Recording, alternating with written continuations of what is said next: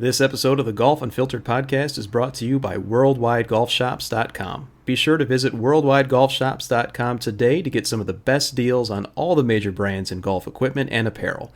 In fact, you'll probably find a lot of stuff that you'll hear from the brands that we have every week on our show. Once again, that's WorldwideGolfShops.com.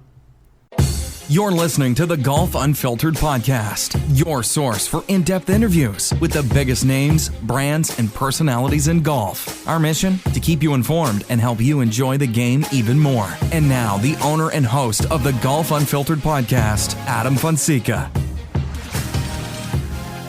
That's right, ladies and gentlemen. Welcome back to the Golf Unfiltered podcast. I am your host, as always, Adam from GolfUnfiltered.com. You can follow us all over social media at Golf Unfiltered and send us an email, golfunfiltered@gmail.com. Hello to our friends who help make this podcast possible every single week, including our friends at thehackersparadise.com and to those of you listening to this on the THP mobile app.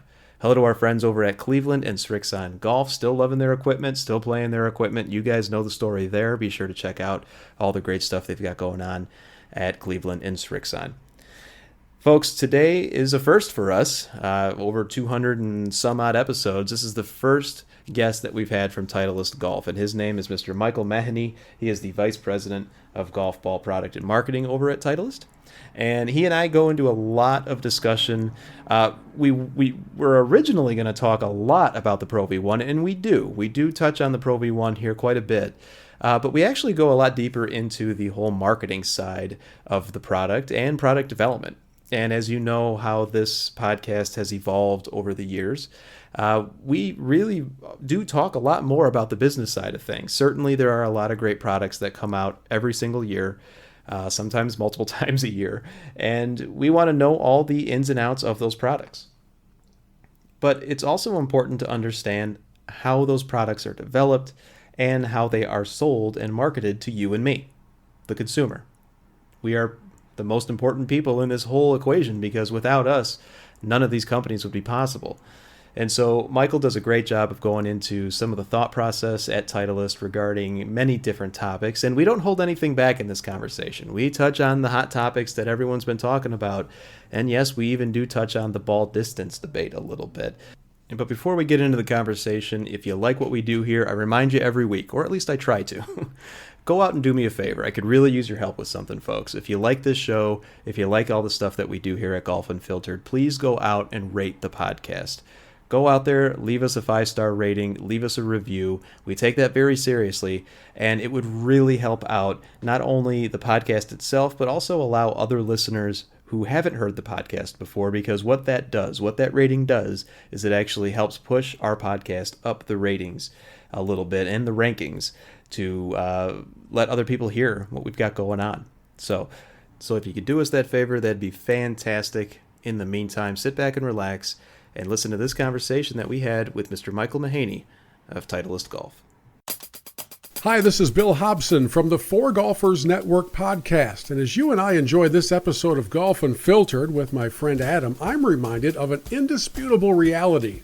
We, as golfers, are nuts. We chase a small ball around the planet, spending thousands of dollars in the effort to get that ball into a tiny hole. We then yell at the ball and curse it when it doesn't listen, even though it can't listen. It's a ball. This insanity is all part of the magic of the game, and it's what we celebrate on the For Golfers Network podcast every Monday when a fresh episode comes your way on Apple Podcasts, Google, Stitcher, Spotify, iHeart, all the places. So after you finish listening to Adam today, I'd love to have you check out the For Golfers Network podcast, that's FORE, where we celebrate the game with top-name guests and an exploration of the things about golf that both drive us crazy and bring us back for more. I stink! The ball is just sitting there and I can't hit it! Welcome back, folks. As I mentioned at the top of the show, excited to welcome the first guest that we've had from Titleist Golf, actually, now that I think of it, Mr. Michael Mahoney. He is the Vice President of Golf Ball Product and Marketing over at Titleist. Michael, did you know that you had that distinction?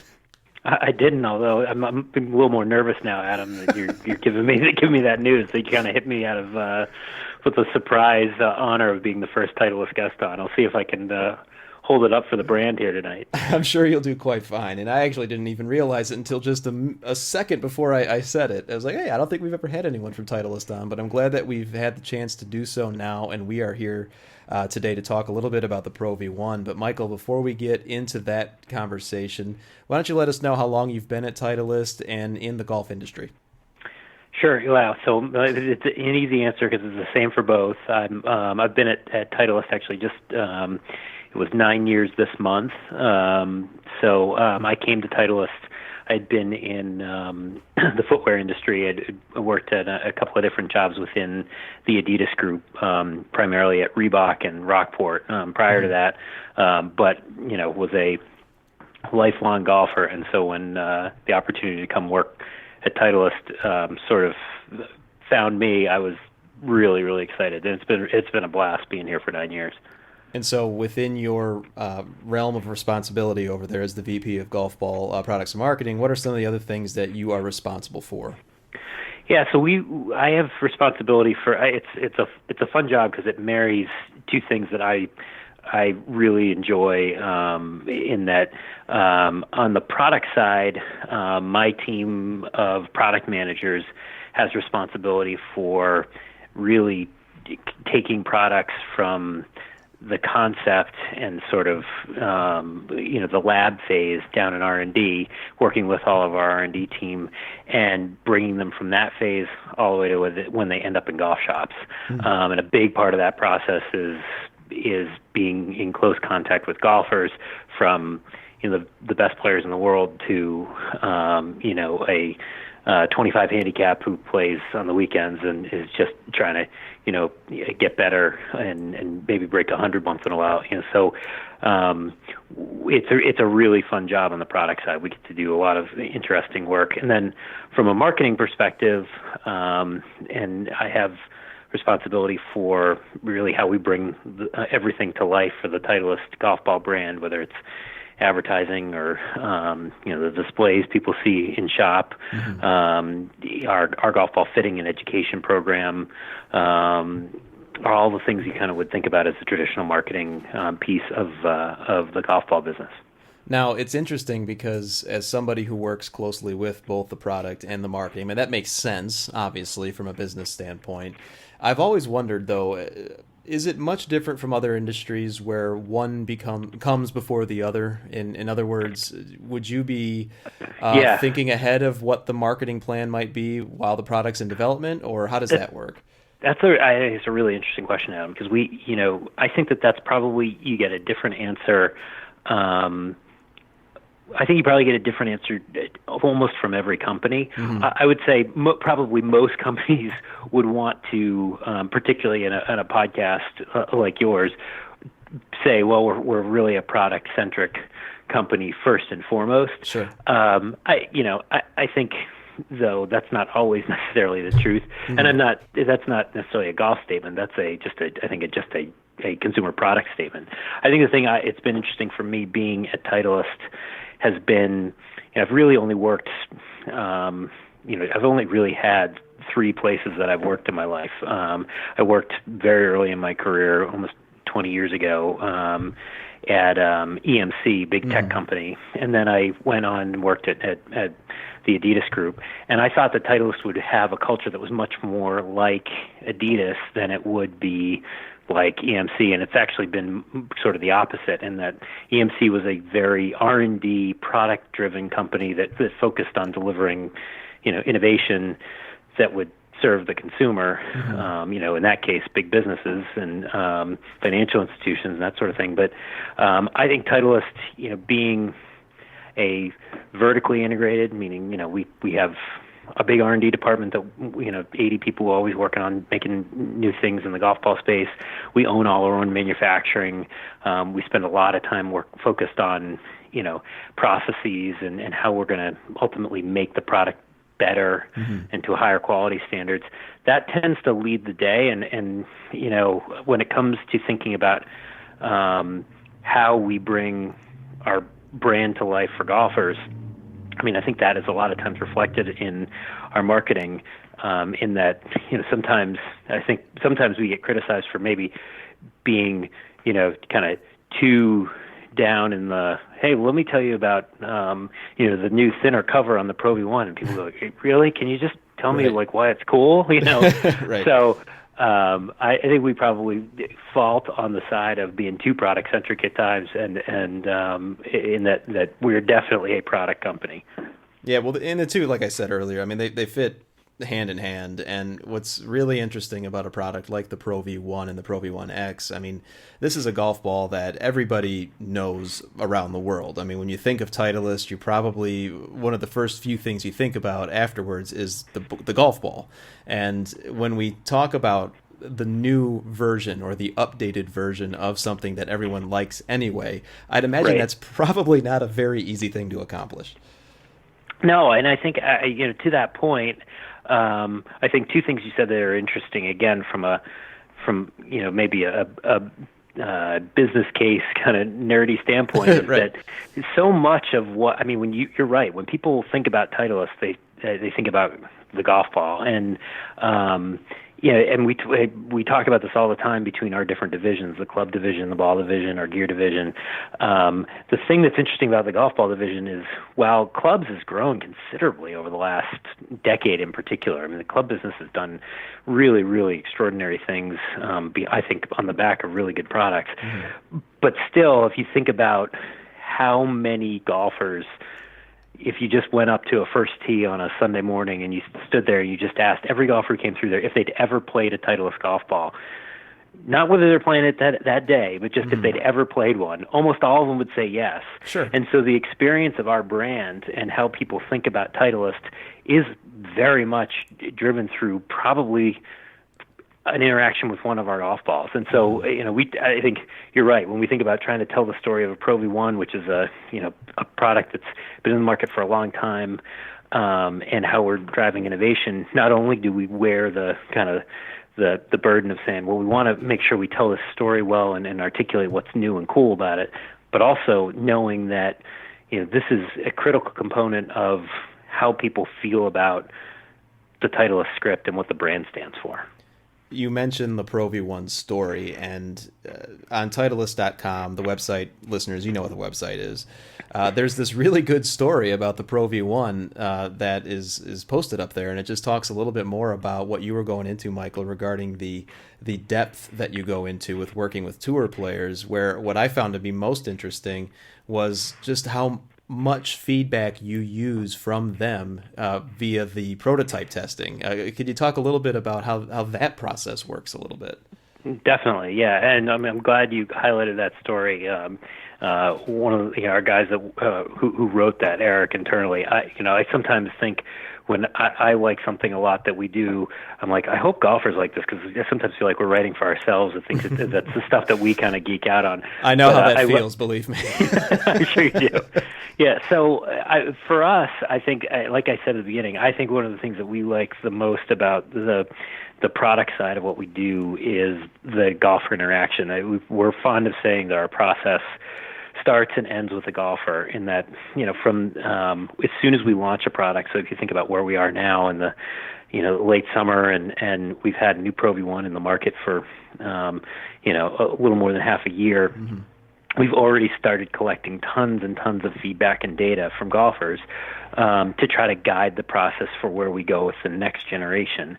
And that goes, we do everything from trying to capture what I guess I would call big data and really take lots of information in from golfers with big groups of golfers. It's really more of a data-driven exercise, to the very, very personal one-on-one kind of conversations that we have with golfers of all walks of life. So, that means from, time we bring, we've got somebody out on tour every single week collecting feedback and information from the PGA Tour players, but we also will bring members of the R&D team out several times a year and do literally focus groups with PGA Tour players, which is kind of an interesting thing. Have them sit, instead of saying, we're just going to talk to you for a few minutes on the range, have them sit in the room and talk to us about how, what's important to them in a golf ball, what their experience of playing the product they're playing currently is.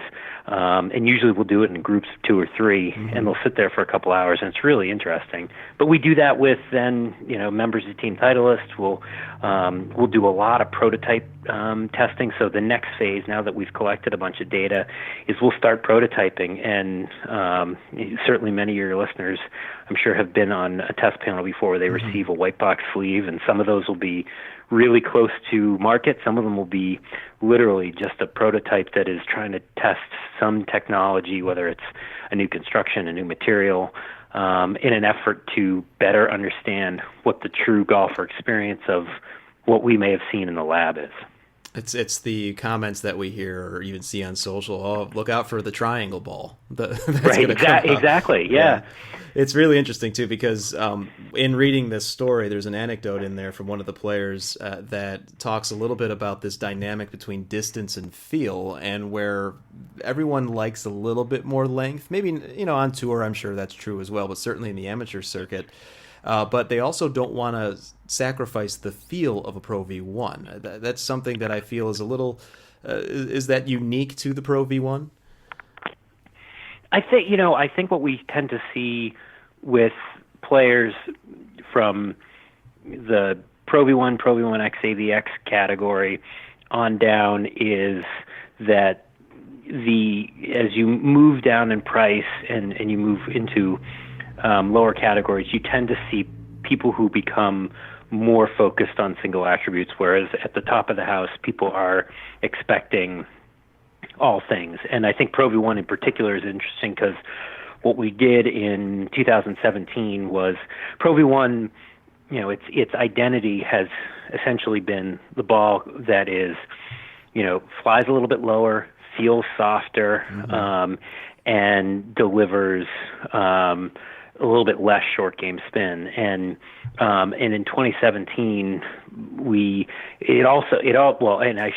prior to 2017, its identity was also that it was shorter than Pro V1X. Not significantly, but X was the longer of the two golf balls. When we were able to deliver something in 2017 that allowed Pro V1 to get longer and become at parity with X, and took distance off the table for golfers to consider as a selection criteria, and not change those things. Not say, well, we could have always said, well, we can make Pro V1 as long as X, but it has to become harder. And golfers said, well, that's not what Pro V1 is. Pro V1's the softer of the two. So 2017 was a real sort of it was a real critical turning point in probably the history of Pro V1 and Pro V1X. There have been lots of innovations if you look over the last almost 2 decades of these products in terms of meaningful changes. And 2017, I think, was one of those really meaningful moments. I would agree with that, and I know that even in the testing I've done, and I just it seems so consistent from one iteration to the next, but you can detect those subtle differences that you just mentioned. And certainly if you go out to Titleist.com, listeners, you can see under the Pro V1 section, all of that is outlined in good detail. And Michael, one of the things that is really, I'm not quite sure what to call it regarding the Pro V1, but I know that there's almost there's probably a better word for this, but a stigma insofar as it's an expensive golf ball. Sure. And I know that even with the guys I play with, usually 2 of them play Pro V1s, another plays another, and I play another. But people who don't necessarily want to go and spend that much on a golf ball when they're being told that there are others that perform like it, I'd imagine that that's something that's always top of mind for Titleist. It is, and I mean, we got into the beginning of sort of that sort of duality within my job of product and marketing.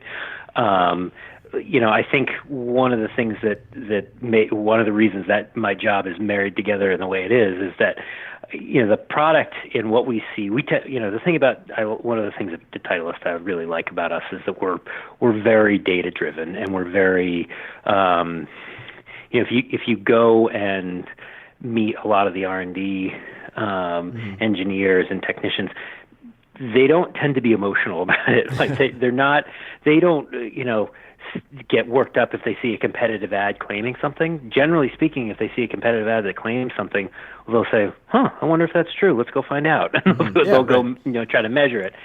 The only times they ever get emotional about it is they look at us on the marketing side and they say, we know that our product is doing this and that, and it does this and that better, or it's of significantly higher quality and consistency. We know what happens if you source product through a random factory in Asia, what you get. Mm-hmm. And, hey, marketing guys, go figure out how to tell golfers that story in a way that's meaningful to them. And, so when it comes to, I think, selling golf equipment, consistency isn't necessarily the sexiest attribute that you want to put as the headline. Right. But I think when you actually unearth some of the realities of what we see in the equipment space in terms of consistency, in terms of quality, you go, wow, I can't believe what's out there. I don't think, I think probably in speaking to your audience, we're talking to a much more educated group of golfers than the average golfer. But I think you go to the average golfer, the expectation is, well, if I buy a dozen golf balls, and they're all going to be the same relatively in terms of performance, and we know that for some brands that's just not true. Right, and that's something that I think is a big misconception that needs to be cleared up among brands, not only from the product side, but also from the marketing side, because I would imagine, Michael, it's very easy to just throw something out there with a negative tone to say, well, everything that guy just said's BS. Right. Well, and I think, it's funny, in the world we're living in today where that seems to be just, the trend whenever you turn the television on. Right, exactly. Well, I'll just yell louder than the other guy, and hopefully that, the most people will hear me. That is actually, though, not to sound too Pollyanna or whatever, but that is, I think, one of the things that's really interesting. When you talk about marketing, there probably is some level of stigma attached to that. It's like, oh, well, you're selling me something. You're trying to spin the story. I mean, marketing is ultimately the bridge between getting, what the product is into language and terms that the consumer understands so that they can make a decision about what they want to play, right? And so... and by the way, there's nothing wrong with wanting to sell your product, right? Of course, right, exactly, right. Yeah, particularly if you really believe in it, right? I mean, going out and saying, well, let's tell a really compelling story because I believe in it. But I think that opportunity we have to try to not just shout the loudest or yell down the opposing point of view, but would legitimately bring to life things that we think matter or should matter to golfers in terms of what we ultimately are trying to do, which is help them play better golf. Right. And that's really what it boils down to. And that's what, we talk a lot about getting fit here. And of course, golf balls fall into that category as well. Go out, get fit, find what's right for you. Would you say that with Pro V1 or Pro V1X, that reaches it casts a pretty wide net over a large segment of golfers? I think that would be pretty safe to say.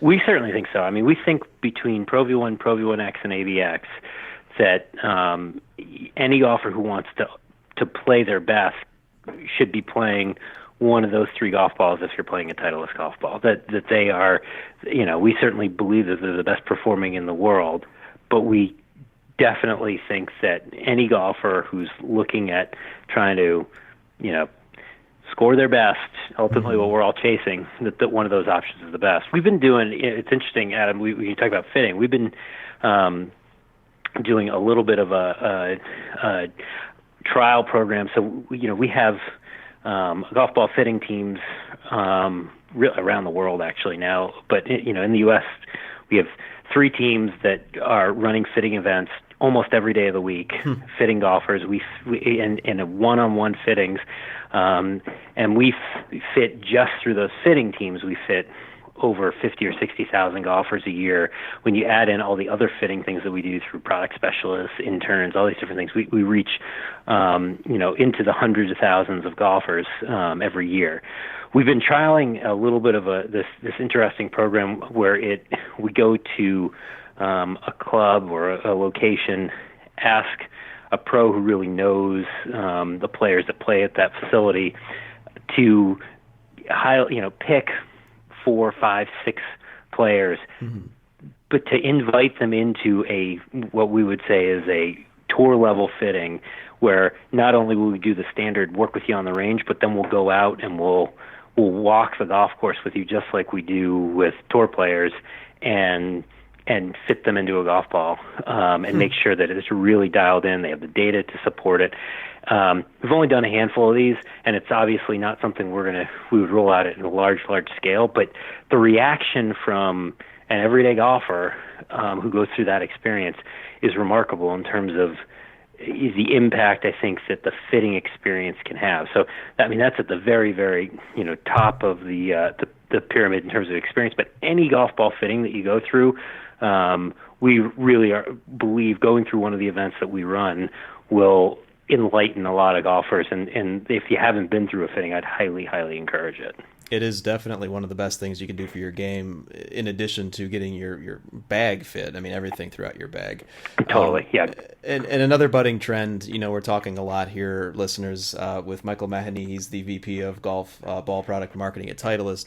Another trend that's coming up more and more, Michael, is just the whole direct-to-consumer element. And certainly there's so many different companies out there. We've spoken to a lot on this show before.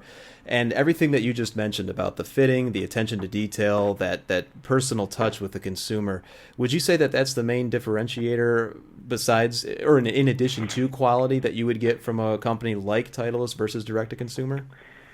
Yeah, I mean, in fairness, I think to the direct-to-consumer brands, it's probably difficult to just as we were speaking before, to try to paint all of them with a broad brush. Sure. I mean, I would say probably the number one thing is, as you mentioned, that, and by the way, I understand why. If you and I quit our jobs today and decided we were going to go start a golf ball company, we'd have a hard time going and raising the amount of capital it would take to build our own factory, right? Sure, of course. And so sourcing, going to a third party and saying, I'm looking for a golf ball, can you make me one? This is approximately what I want. It would be the place we'd probably have to start to get it, so the costs of entry are high. Yeah. But the result is that you get what you pay for. And I think that would be my biggest sort of, I think, in fairness, critique of most of the direct-to-consumer brands, or I guess all the direct-to-consumer brands, because I don't think there's any of them none of them are manufacturing their own ball, right, designing their own golf balls. They're sourcing them, and what we've seen is just that the quality of manufacturing isn't where it should be. And I'd be the first person to tell you if we are not the only people who can make a good golf ball in the world. I think we make the best, but there are others who do make golf balls that are of good quality. But most of the stuff that's sourced from third-party manufacturers, we see major inconsistencies, and that's the thing that I think for golfers is probably one of the things that's most difficult for us to tell effectively, and in just marketing without sounding like we're just either picking on the little guy or we're defensive. But that's when conversations with golfers, when you can have it one-on-one and explain to them what it takes, it really is pretty enlightening. So, and it has all of this attention with the smaller brands, the less expensive brands. Has that made the approach to marketing more than just, hey, you got to stick with us and not go with one of our bigger competitors? I think what the one of the other things that in this long precedes me. I mean, I think one of the things again about Titleist that it can look as somebody who's been here for 9 years and still feels like I walk around the halls and a lot of times I'm like, I'm the new guy around here. Like I'm still just trying to find the bathrooms compared to some people who've been here. They measure their service at Titleist in decades. I guess what I would say though is one of the great strengths of that is that we're pretty disciplined and pretty grounded in a set of kind of core values of what guides us. And I think one of those, probably one of the most consistent things you will hear from anybody from Titleist is that we follow the golfer. And so, as an example, if golfers are buying golf balls online and they want to buy them in that kind of environment, we will follow the golfer. And so for years and years and years, I mean, we never sold direct to the consumer. Mm-hmm. We do today. We do sell direct to the consumer. Now, there's a difference between saying, is it about direct to consumer or is it about price? Right? That's a good distinction. Yes. Right. Those are the selling model versus the pricing model are two different things. But we have said, hey, we want to make sure that we, for golfers who want to buy that way, we're there, so we remain, I think, very focused on saying what best serves the golfer and follow where they go. We still think the best way to buy golf equipment is through a golf professional, or somebody who can talk to you about, like you said, getting fit through your whole game, through your whole bag, including your golf ball. Having a conversation with somebody who can make recommendations based on an understanding of what your needs are is ultimately going to serve you best. So that's we still are big believers in that. That's one of the best things I love about this game, is because all of these companies work so closely together that I can't think of another sport that will give you so much information to actually help you play it better than golf. I mean, wouldn't you agree? I totally agree. I think that's one of the things that, in fact, probably the biggest challenge we sometimes have from a marketing perspective is, how do we frame all the information that we have in a way that is ultimately not, so again, you talk about your audience, right. You've got people who really dig into the detail, understand the nuances, and make really educated choices.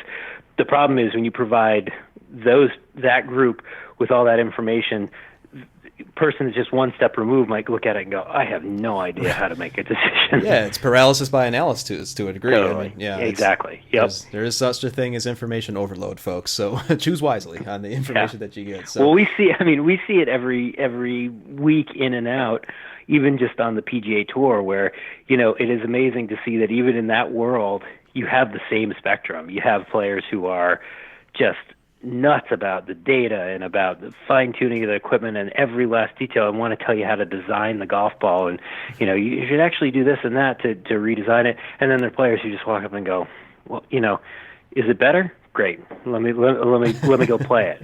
Right, yeah, and those guys are so good. I mean, they could score well with pretty much any golf ball you'd have to, and they do well. They do the best with the best balls out there too. So, Michael, I just have maybe one or two more questions here for you. And once again, listeners, we're talking to Michael Mahoney. He's the Vice President of Golf Ball Product and Marketing over at Titleist.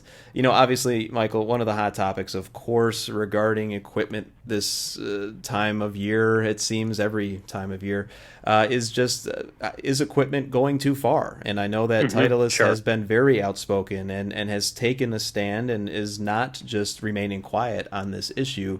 I'd imagine that also plays a little bit into your marketing plan as well, as how are we going to continue to sell this message of, hey, look, yes, longer is okay, and whatever else you want to put into the products that you're pitching. Yeah, well, I mean, I think the first thing I would say is the distance debate, which is a healthy conversation. I think that the thing that is probably serving golfers and the game, we are all this. The reason I think everybody gets so passionate about it is because